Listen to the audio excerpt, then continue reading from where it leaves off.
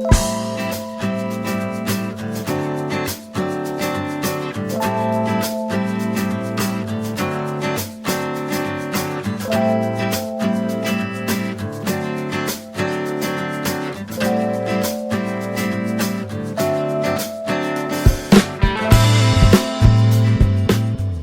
hello, my fellow car modelers. How are you doing today? Hope you're having a great weekend. Hope you had a great Thanksgiving. And I haven't been on for a while. I just was over at Andy's Hobby headquarters, and I picked up a kit. He had a lot of those stash kits now are on sale if you're in the Phoenix area, and you got to come into the store to get them. What's left of those $20 kits? Well, they're down to $10, so get on over there and pick them up. Won't be lasting long, I'll tell you that. I picked for $10 up this kit, and I'm not a big fan of this kit, so to say, but whenever I see these available, this 37 Ford from Monogram/Revell, I grab them, and I'm going to show you why. There's something really special in here that I bet you a lot of people don't know about, and it is cool.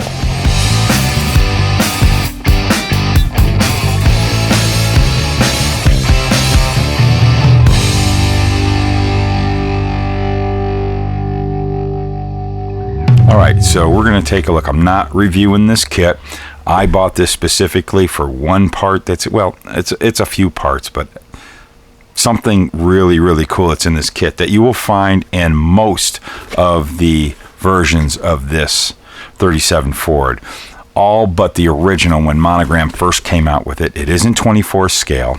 It is an old Monogram kit, and it used to be a sedan. That doesn't have what I'm about to show you in it. But then later they did add it when they came out with the blue one with the trailer and all that. So here we go. Let's just, these horrible, remember these donut boxes, can't stand them. I usually buy these, rate what I want on them, and I sell them off or trade them or whatever. I'm actually going to hold on to this one. I have an idea for this kit. I've been wanting one of these, but that's not particularly important at this time. We're gonna have to open up this bag because I got to show you what's in here that they added to this kit that just made it worth grabbing a hold of these. Whenever you see a good deal on them, you're gonna want to snag these just for this part. And you drag racers are gonna like it. You muscle car, you know, street rodders. It works on a lot of things. On this tree is what we're gonna concentrate on. Here's the original, you know, full axle front suspension. They came with a Jaguar rear end, or it could be Jaguar. I think that's more of a Corvette, actually. Corvette rear end originally, but still just a straight axle in the front. That's kind of weird. Why would you have independent rear suspension, but you have a solid axle in the front? So later they came with that. Do you see what that is? It's this whole gate right here they added. And how cool is that? It is basically a fabricated copy of a Mustang 2 or Pinto front end rack and pinion that is a very popular conversion in street rodding for years and years and years. And later on, a lot of companies like Fat Man Fabrications did a whole fabricated version of this. This doesn't depict any certain brand or kind. I think they just kind of did this, but it's so cool. Look at, there's the cross member with the coilovers on it. Get a good look at that. How cool is that, huh? And you see all them holes right there. It actually, not that it's functional, but you can clip these all in and that, and it's posable steering. There's the spindles right there. The upper and lower control arms, they clip right into those holes right there. And you see that? It almost could be movable or posable, and then you've got your rack and pinion there. But this is such a neat conversion that really fits in a lot of cars. A couple of kits really particular that I like to grab these for to use. Tubular control arms, the spindles, they're drop spindles, and of course you got your coilovers right there. I'm actually going to get out my nibbers here. I am going to cut this away already, because I usually take these and I have a drawer that I stash these front suspensions in. This kit is chock full of really cool parts. Like, look at that little exterior radiator fan, electric fan that is. Really cool steering wheel. Look at that. like those grand steering wheels that are so popular in street rods. There's some neat things on the chrome tree. And we got, these custom air cleaner, kind of street rod air cleaner type thing. Some great Kraggers. I might be sourcing them for a build I'm doing right now. Gauges. There's just neat stuff. Oh yeah, this is the first time I used to raid these up. A little ignition box. You can find these a lot more nowadays, but this kit was the first ignition box I ever saw back in the 80s when the original monogram version came out. So I used to like snagging that ignition box right there. Lots of cool parts in this kit. You see them cheap, like the deal going on at Andy's, that stash that I've covered we got in the summer, and it's really shrunk down to almost nothing. But it was funny, there's a whole bunch of these 37s and nobody was buying them. Nobody buys that 37 Ford. Chuck full of great parts. Look at those headers right there, those Chevy block hugger headers. It's definitely a kit worth, especially when you see them on a good sale. And $10, look at all these parts I get. But that right there, man.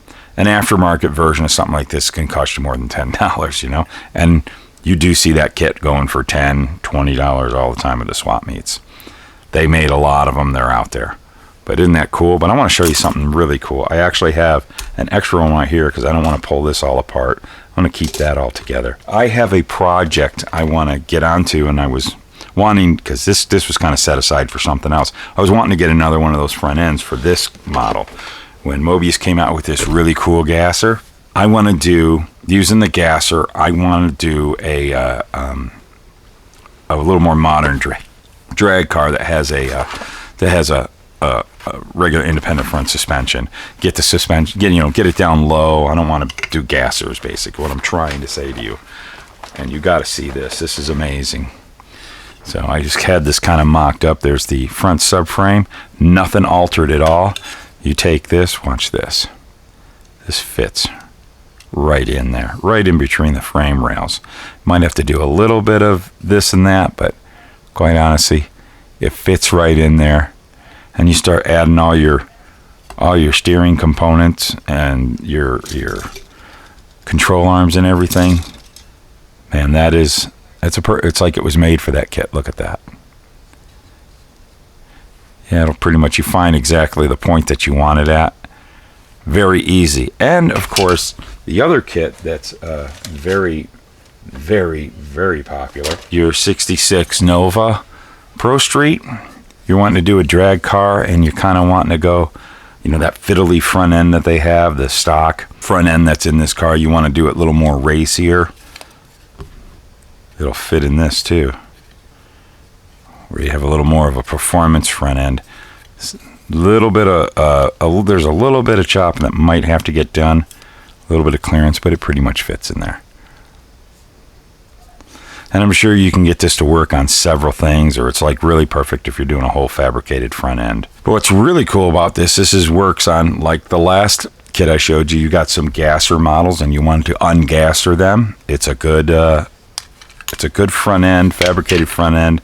If you're wanting to bring it all back down, it probably works in a lot of other street rods, like a 40 Ford.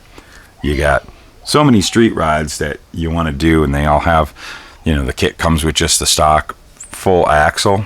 That'll do it for you.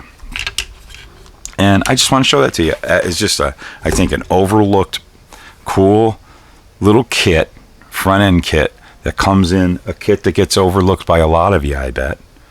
So how many of you knew about that, huh? Now you do. You definitely can get some good use out of that. If you did know about this, let me know down in the comments below. If you never had known about this and now you're going to hunt for these kits, let me know what you think down in the comments below. I want to hear from you. Get your input on this, what you're thinking. You never know what you're passing up when you blow off buying a model kit sometimes when they're really cheap. You might lose out on something really cool you can use on another model. If you have done this conversion on whatever model you've done, let us know down in the comments below that you have rated this from this kit and used it on another kit, and what kit you used it on, what you built with it. Heck, go on over to the Luka C Model Car Hobby Headquarters Facebook group and post us a picture of it and show us the conversion. It'll be cool. But there you go. That's what we're going to do. hopefully soon, maybe in 24, I'm going to get on that gasser now that I got the front end. So there you go.